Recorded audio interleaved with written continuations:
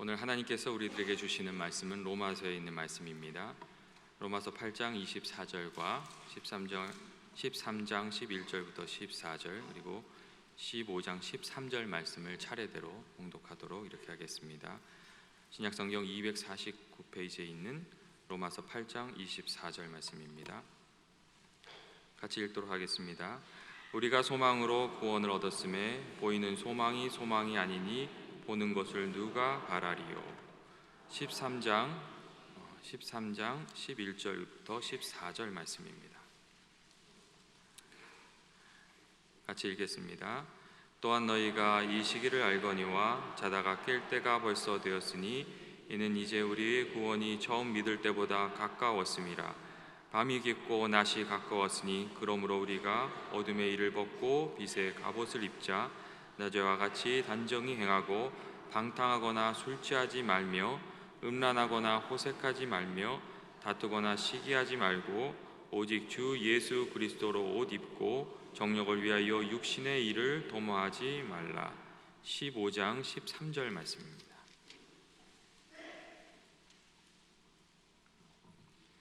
같이 읽겠습니다. 소망의 하나님이 모든 기쁨과 평강을 믿음 안에서 너희에게 충만하게 하사 성령의 능력으로 소망이 넘치게 하시기를 원하노라. 아멘. 정희소 목사님께서 절망 가운데서도 붙들어야 할 소망이라는 제목으로 주님의 말씀을 전해주실 때 하나님의 크신 은혜가 있으시길 주님의 이름으로 축원드립니다. 할렐루야. 우리 비전 센터도 한번 보십시다. 예, 할렐루야. 손 한번 비전 센터. 예, 감사합니다.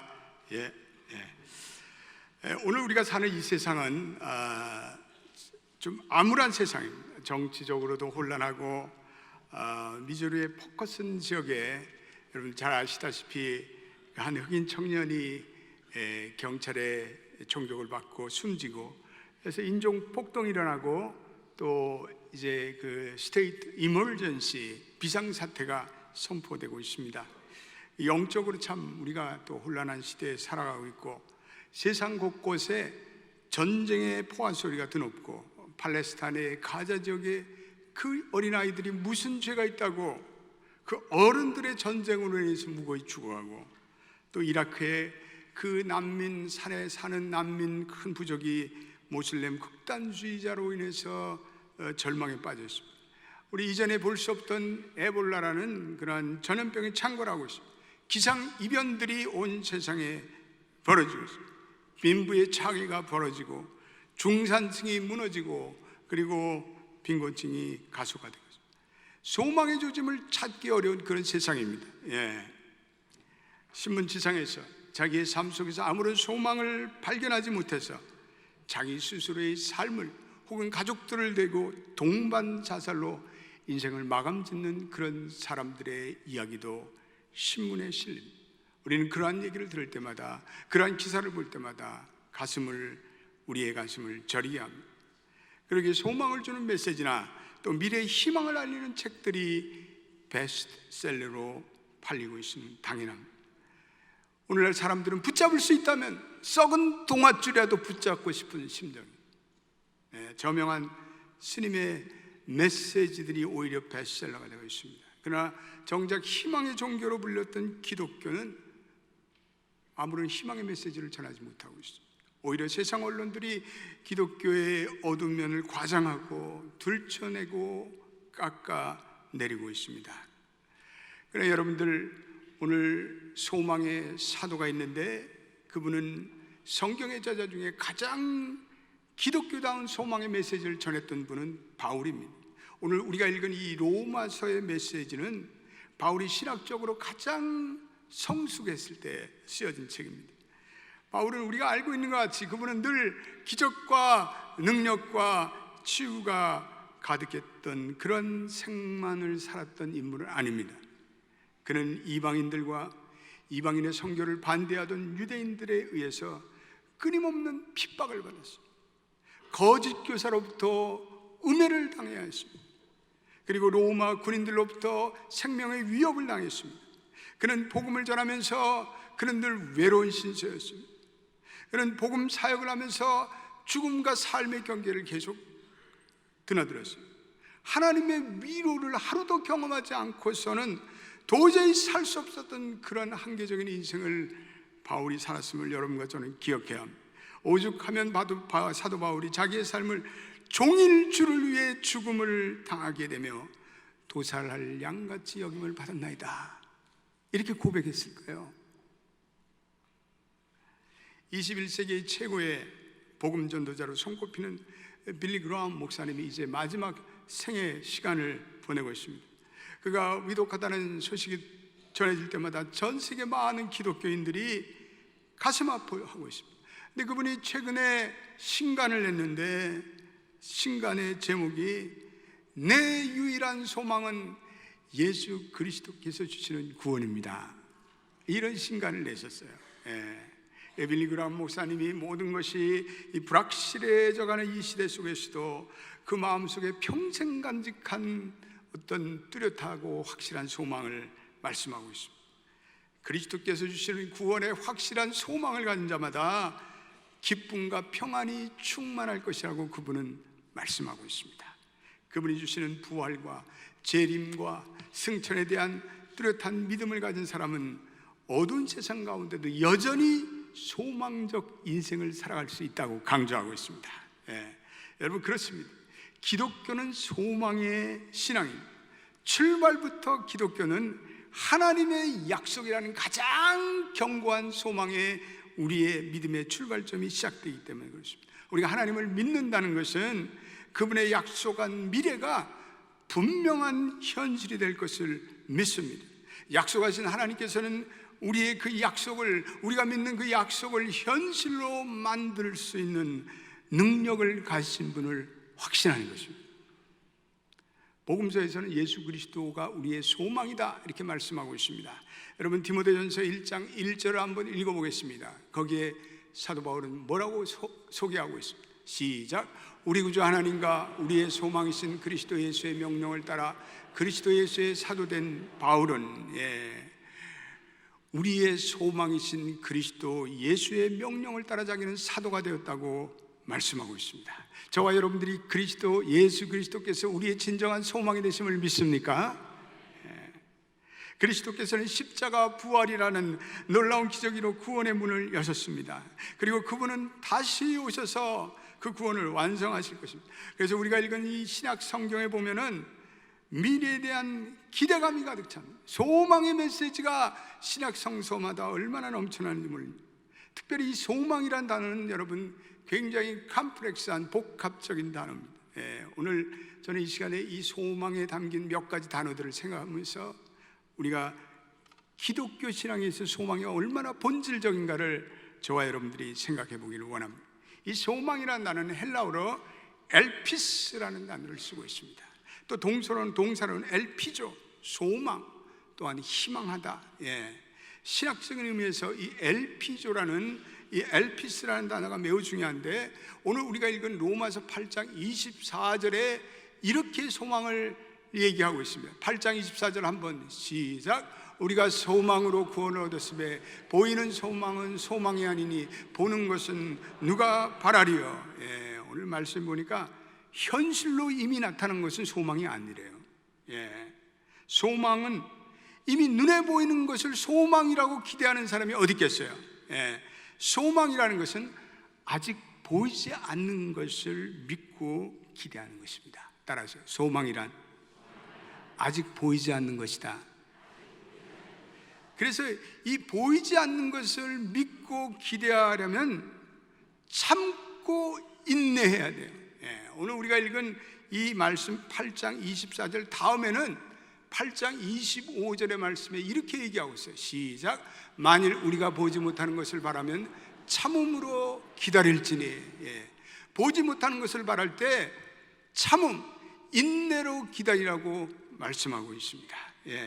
히브리서 10장 36절에도 이 보이지 않는 것을 기대하는 마음은 이건 인내하는 마음이다. 히브리서 10장 36절 한번 올려보세요. 거기에도 여전히 동일한 말씀으로 우리에게 말씀하고 있습니다. 시작. 너에게 인내가 필요하면 너희가 하나님의 뜻을 향한 행한 후에 약속하신 것을 받기 위해라. 하나님의 약속한 것을 받기 위해서 뭐가 필요해요? 인내가 필요해요. 인내가. 예. 그런 점에서 이 소망이라는 것은 믿음과 겹쳐요. 예. 히브리서 11장 1절에 믿음은 보이지 않는 것들의 증거라고 했어요. 히브리서 11장에 숱한 믿음의 용사들이 나타나는데 그들은 미래를 향해서 믿음을 가지고 살았어요. 약속한 것을, 현재 약속한 것이 나타나지 않아도 그것을 멀리서 바라보고 그들은 환영했다라고 말씀하고, 그 약속은 더 나은 지금 현재 이 땅이 아닌 하늘의 본향에 대한 약속을 가지고 살았습니다. 그들은 하나님의 약속을 믿고 그 믿음으로 그 약속의 증거를 삼았어요.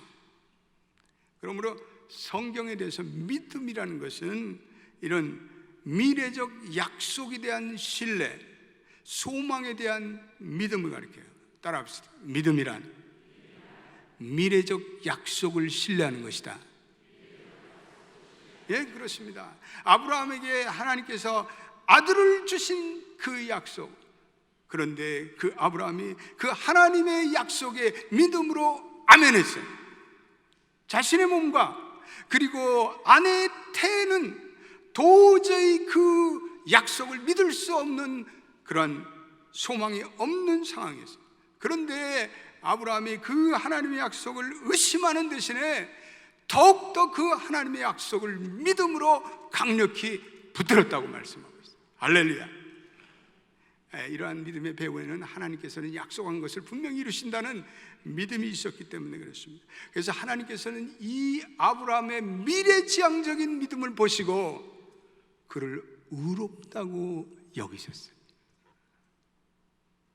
소망의 믿음을 가지고 사는 자들은 하나님께서 의롭다고 여기세요. 할렐루야. 우리 옆에 분들에게 인사하십시다. 소망의 믿음으로 살아가십시오. 하나님은 당신을 의롭다 하십니다. 예. 우리 권사님들은 다 까먹었을 거예요.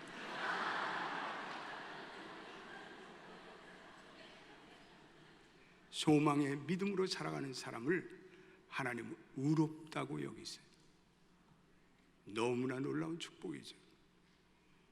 소망의 믿음으로 살아가는 자는 이미 증거가 나타나고 있어요. 왜냐하면 하나님으로부터 의롭다고 여기거든. 하나님이 우리의 모든 죄를 다 사하시고 우리를 이제는 하나님과의 정상적인 정상화됐다는 관계로 인정하신다는 거죠. 예. 이러한 믿음의 증거는 우리 이미 의롭다 하시면서 나타나고 성화에서 나타나고 그리고 마지막 부활에서 나타나요. 아브라함 부활 신앙을 가졌어요. 그래서 우리도 역시 예수 그리스도가 죽은 자 가운데 예수 그리스도를 살리신 부활의 하나님을 믿고 그리고 부활의 주님께서는 절망의 벽에 부딪힌 제자들을 그 절망의 벽을 무너뜨리고 희망의 미래를 열어가게 하셨어요. 예. 저는 몇 년 전에 제 사랑하는 모친을 여였습니다. 예. 하나님 나라로 보내드려야 했습니다. 그 어머니와 어린 시절로부터 나눴던 그 수많은 오랜 세월의 아름다운 기억들이 저를 슬프게 했어요. 그 기억의 편린들을 더듬으면서 몇 주 동안에 얼마나 고통스러운 시간을 보냈는지 몰라요. 내가 부활의 진리를 알지 못했다면 아마 저는 절망에 빠졌을 거예요. 저는 디프레션에 빠졌을 거예요. 우울증에 빠졌을 거예요. 예. 그런데 그 고통의 시간 중에 어느 날 하나님의 놀라운 은혜가 찾아왔어요. 그래서 성령이 저로 하여금 부활의 진리를 깨닫게 하셨어요. 예. 돌아가신 모친께서 저에게 영적으로 이렇게 말했어요. 아들아, 너는 어린 시절로부터 주일학교를 나가지 않았느냐? 그 주일학교에서 너는 부활의 진리를 배우지 않았느냐? 그렇죠. 주일학교에서 할렐루야 우리 예수 부활 승천하셨 밤낮 불렀는데 그 어머니 죽음 앞에 절망이라고 생각해요. 부활을 잊어버렸어. 그 모친의 그 음성이 성령의 음성으로 들려 제 마음에 와닿고 제 영혼이 소스라치게 놀랐습니다. 주일학교부터 그렇게 배웠고 찬송을 부르고 그랬는데 그 부활의 진리가 내 믿음으로 아멘을 못했던 거예요. 성육하지 못했던 거예요. 그런데 부활의 말씀을 다시 묵상하고 성령의 음성을 듣고 나니까 부활은 꼭 오는 것이다. 부활을 향한 소망의 기쁨이 꽃피우게 되었습니다. 할렐루야. 언젠간 다 만나. Someday we will meet together. 이미 천국 가신 우리 아버님도, 돌아가신 형님도, 그리고 어머님도 우리 다 만날 거야. 그런 부활의 믿음이 제게 찾아왔습니다. 그렇습니다. 이 부활의 소망은 우리가 전능하신 하나님에 대한 믿음으로 이어집니다. 모친의 죽음으로 잠시 제가 믿음을 잃었던 거죠. 부활의 믿음을 상실했던 거죠. 그런데 부활이라는 것은 하나님이 진정 죽은 자도 살릴 수 있다는 이 부활의 신앙에 내가 도전하는 거예요.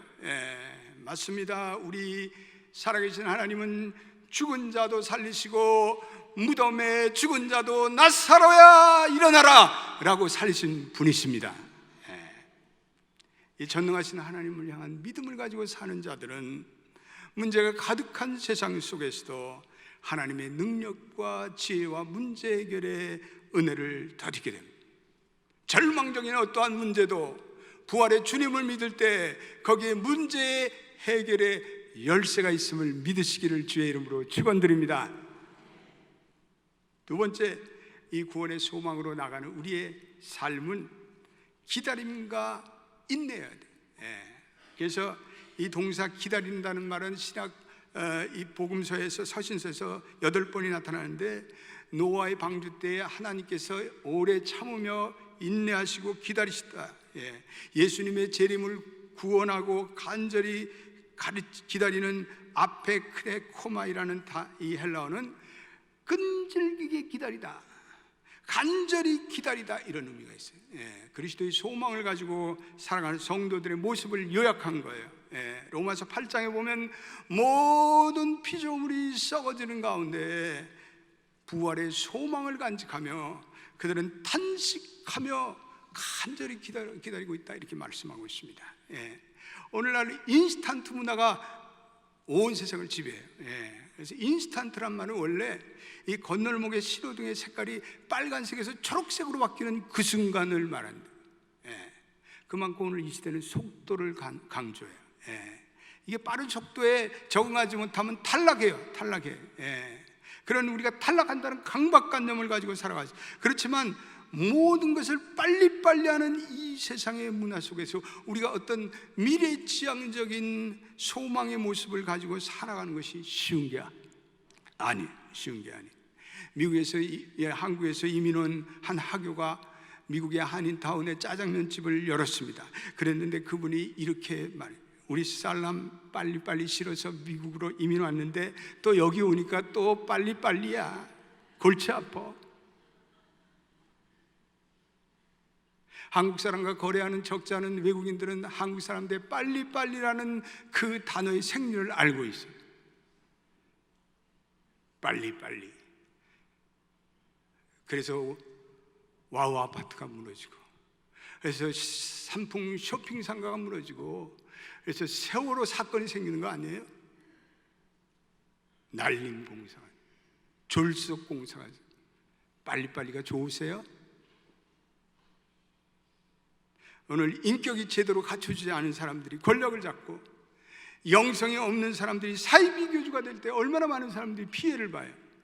얼마나 많은 선한 사람들이 그것에 고통을 당하냐. 성경 우리 참된 그리스도인들에게는 인내가 필요하다. 야고보서 5장 7절과 8절을 한번 읽어보겠습니다. 야고보 사도는 이렇게 얘기하고 있습니다. 같이 읽어보겠습니다. 시작. 그러므로 형제들아, 주께서 강림하시기까지 길이 참으라. 보라, 농부가 땅에서 나는 귀한 열매를 바라고 길이 참아 이른 비와 늦은 비를 기다리나니. 8절. 너희도 길이 참고 마음을 굳게 하라. 주의 강림이 가까우니라. 너희도 길이 참고 마음을 굳게 하라. 주의 강림이 가까우니라. 기약 없는 인내가 아니라 주님의 재림을 고대하며 인내하라는. 그 인내가 맹목적 인내가 아니라 마라나타 주 예수여 속히 오시옵소서. 이런 재림의 신앙에 대한 분명한 목표가 있다는 거예요. 우리를 동행하시는 임마누엘 주님이 동행하시기에 우리가 인내할 수 있어요. 소망의 기다림이라는 것은 땀을 흘려야 돼요. 자기를 절제해야 돼요. 이 목회 서신서에 바울이 보면 고린도전서에서 소망을 달리기로 달려가는 것 얘기하고 있어요. 여러분, 특별히 마라톤 경기와 같은 장거리 경제는 얼마나 인내심이 필요한지 몰라요. 마라톤을 하다가 어느 시점에 가면 죽고 싶대. 차라리 죽는 게 나아. 근데 그걸 극복하고 나면 그 다음부터는 완주한다는 거예요. 고린도전서 9장 24절에 같이 읽어보겠습니다. 고린도전서 9장 24절 시작. 운동장에서 다름질하는 자들아 다 달릴지라도 오직 상을 받는 사람은 한 사람인 줄 너희가 알지 못하느냐. 너희도 상을 받도록 이같이 다름질하라. 치열한 싸움을 기다리는 운동장에 고도의 절제를 통한 훈련이 필요하대요. 썩지 않을 영원한 면류관을 원하는 성도들은 인내와 절제를 키워야 돼요. 그래서 고린도전서 9장 25절 그 다음 말씀에도 바울은 이렇게 우리에게 권면하고 있어요. 시작. 이기기를 다투는 자마다 모든 일에 절제하나니 그들은 썩을 승리자의 관을 얻고자 하되 우리는 썩지 아니할 것을 얻고자 하노라. 이기기를, 하나님이 주시는 영원한 승리의 면류관을 갖고자 하는 자는 인내하는, 절제하는, 혈기 부릴 거 다 부리고 말이에요. 음식 먹을 거 다 그냥 땡기는 거 다 땡기고, 그냥 내 몸이 가는 대로 쾌락을 마음껏 즐기고, 내 몸과 내 감정과 내 언어가 하고 싶은 거 다 뱉고 짓거리고, 그런 자에게는 영원한 구원의 면류관이 없다는 거예요. 여러분, 우리가 세상 살면서요, 세상의 쾌락을 즐기고 살잖아요. 그리고 그냥 내가 내 마음껏 살고 내 몸이 원하는 대로 살면요, 하나님의 영원한 소망이 느껴지지 않아요. 느껴지지 않아요. 영생이라는 것, 영원한 삶이라는 것, 이런 것 거리가 멀어요.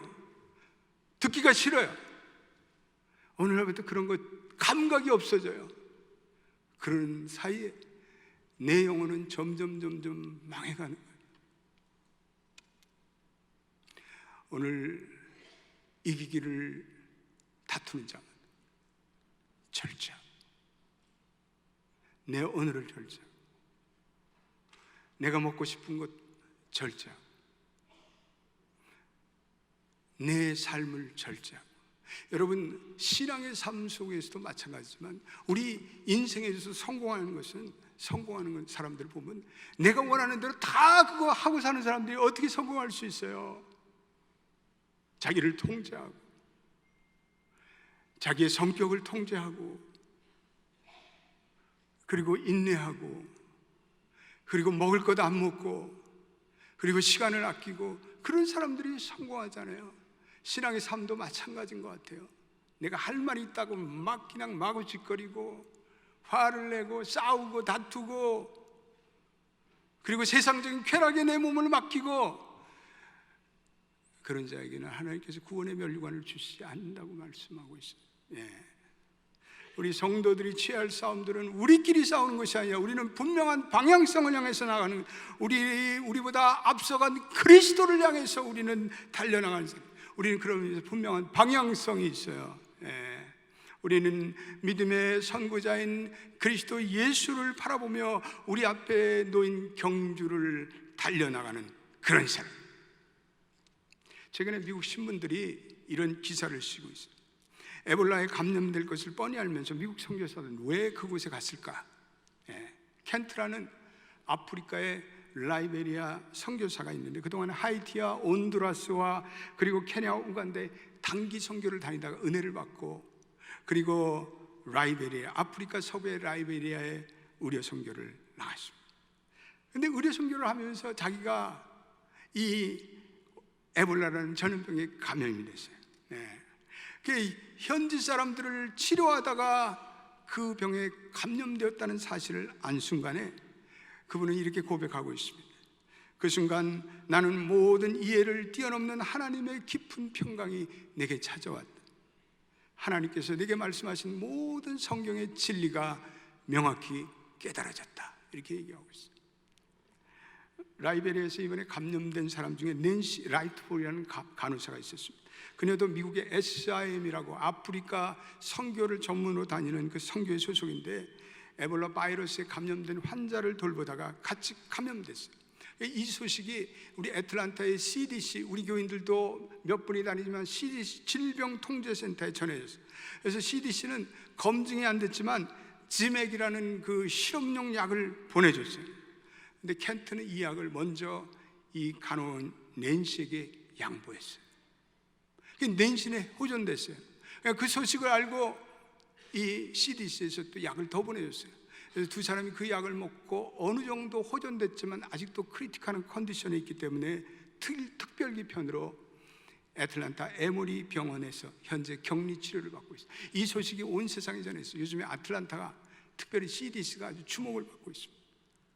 근데 이들이 돌아오니까 세상 사람들이 왜 그런 위험한 곳으로 나가서 선교를 하며 나라를 위태롭게 만들었냐고 비판의 소리가 더 높아요.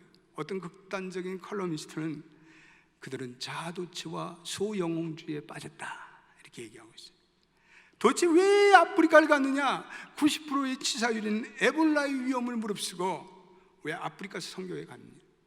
미국에도 그리스도를 섬길 곳이 그렇게 많은데 맹비난을 퍼붓어요. 사랑하는 성도 여러분, 그분들의 선교적 행위가 그렇게 비난을 받아야 되는 거예요. 남침내교 신학교 총장의 알버트 모울러 박사는 그들은 단지 예수님의 지상명령에 순종하기 위해 나갔을 따름이다 이렇게 얘기하고 있어요. 그분들은 미국의 국익에 앞서 주님께서 주시는 명령에 순종해 떠난 것이다 이렇게 얘기하고 있습니다. 켄트와 낸시도 자신들은 하나님께서 그 아프리카의 가난하고 병든 자들을 고쳐주라고 그런 부르심에 나는 순응한 것이다 이렇게 말씀하고 있습니다. 낸시 남편 아이트볼 씨는 예수님이 인간을 위해 그 헌신적인 희생을 발휘했듯이 그들은 스스로 자원해서 그 고통과 가난과 질병의 장소로 나간 것이다 이렇게 얘기하고 있습니다. 그렇습니다. 그들이 라이베리아로 나간 그 이유는 저들 아프리카인들에게도 하나님의 영원한 구원이 필요했기 때문에 그렇지 않았습니다. 하나님의 절대적인 복음이 필요했기 때문에 그렇지 않습니까? 그리스도의 영원한 복음, 그리고 그리스도로 인한 영원한 소망이 그들에게 절대적으로 필요했기 때문에 그렇습니다. 아프리카인들에게 진실로 중요한 것은 질병 예방이나 그리고 건강뿐 아니라 그들에게는 예수 그리스도로 인한 소망, 영원한 소망에 대한 믿음이 그들에게 필요했기 때문에 나간 거예요. 켄트 선교사는 이렇게 마지막 이야기하고 있습니다. 여러분, 제가 회복되면 다시 그리스도의 신실한 부르심에 응답해 나가도록 여러분들이 저를 위해서 좀 기도해 주세요. 할렐루야. 그렇습니다. 우리 그리스도인들에게는 영원한 소망이라는 구체적인 목표가 있기 때문에 우리는 어떠한 절박한 현실도 우리 극복할 수 있어요. 그 기다림의 여정에서 우리는 분명한 영광의 면류관이 올 것을 우리는 확신하기 때문에 우리는 낙심하지 않아요. 우리 인내해요. 우리는 땀을 흘려요. 세 번째, 소망이라는 퓨누마라는 성령이라는 헬라어와 연결이 됩니다. 퓨누마, 하나님의 호흡이자 하나님의 생명. 성령은 하나님의 생명이에요. 소망, 즉 복음의 미래적인 차원의 가장 중요한 것은 이 성령, 하나님의 생명이에요. 그래서 성령이 우리의 미래를 여는 결정적인 열쇠예요. 성령은 우리의 현재와 미래를 연결하는 다리가 됩니다. 그래서 오늘 이 갈라디아서 5장 5절에 보면 바울은 이 성령으로 의해 소망이 동토한다고 말하고 있습니다. 같이 읽어보세요. 시작. 우리가 성령으로 믿음을 따라 의의 소망을 기다리니 할렐루야. 성령께서 우리로 하여금 의의 소망이 소망이 확실한 것임을 우리로 하여금 깨닫게 하세요. 의의 소망을 기다리는 삶은 사실 치열한 삶이죠. 그래서 성령이 미래 열쇠가 된다는 건 무조건 미래가 열린다는 것이 아니라 성령의 인도함에 순종하고 그리고 그 열매를 맺을 때 미래의 구원에 이른다는, 성령으로 의의 소망을 기다리는 것은 성령의 인도하심을 받고 열매를 맺는다는, 오늘 로마서 13 정도 말씀하고 그리고 갈라디아서 5장 19절로부터 21절에도 얘기하고 육신의 소망을 따라 그리고 육신의 행위라면 하나님 나라를 상속받을 수 없다고, 소망이 내 마음속에 절실하게 와닿지 않는다고 해서 음행, 더러운 것, 호색, 우상숭배, 주술, 원수 뱉는 것, 분쟁, 시기, 분냄, 파당을 만들고 파벌을 만들고 분열하고 이단 투기하고 그리고 술 취하고 방탕한 그러한 사람들은 결코 이 하나님의 나라에 대한 비전을 가질 수 없다는 거예요. 그들은 하나님의 나라가 유업으로 받을 수 없다는 거예요.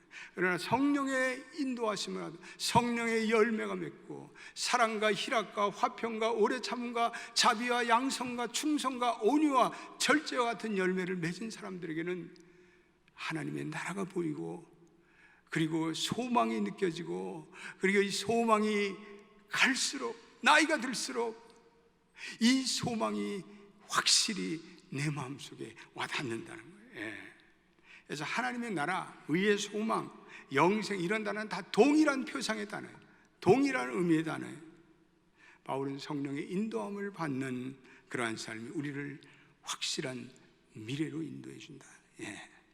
여러분, 성령이 미래의 열쇠가 되는 것은 성령은 하나님의 생명의 성령이기 때문에 그렇습니다. 생명을 주시는 하나님의 생명이 있기 때문에 우리는 미래에도 우리의 삶이 계속해서 소망적인 존재, 생명적인 존재가 되는 것을 우리는 깨달아요. 하나님의 성령의 호흡이 같이 하는 사람, 영원한 생명적 존재가 될 것이라고 확신하시기를 주의 이름으로 축원드립니다.